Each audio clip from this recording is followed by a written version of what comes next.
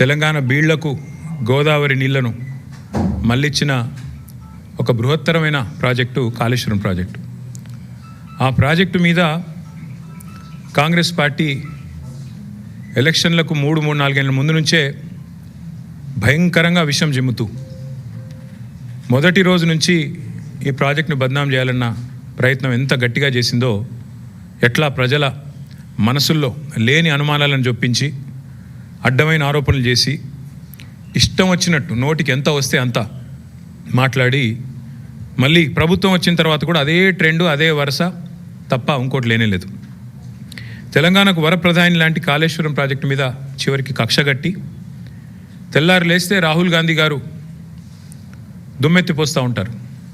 BJP జేబు సంస్థ CBI, BJP జేబు సంస్థ ఐటీ అంటూ తెల్లారు లేస్తే కాంగ్రెస్ ప్రభుత్వం, కాంగ్రెస్ పార్టీ జాతీయ నాయకత్వం జాతీయ స్థాయిలో సిబిఐ అంటేనే అది జేబు సంస్థ బీజేపీకి అని చెప్పి దుమ్మెత్తిపోస్తూ ఉంటారు.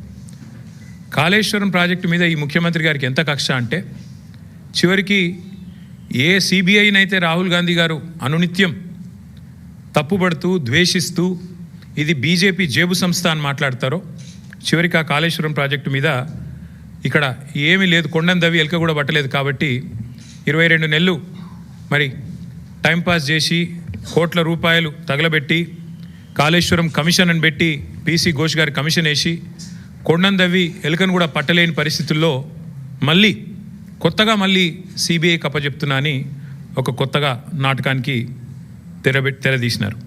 నేను ఇవాళ ముఖ్యమంత్రి గారిని అడుగుతా ఉన్నా, రాష్ట్ర వ్యాప్తంగా ఇవాళ ప్రజలకి మీరు ప్రజల సొమ్ముతో ప్రతి పత్రికలో ఇవాళ అడ్వర్టైజ్మెంట్లు, ఫుల్ పేజ్ అడ్వర్టైజ్మెంట్లు ఇచ్చినారు.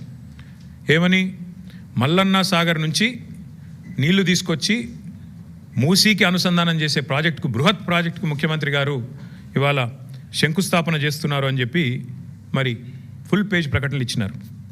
ఈ ముఖ్యమంత్రి గారికి కానీ కాంగ్రెస్ ప్రభుత్వానికి కానీ కనీస సిగ్గుందా అని నేను అడుగుతా ఉన్నా.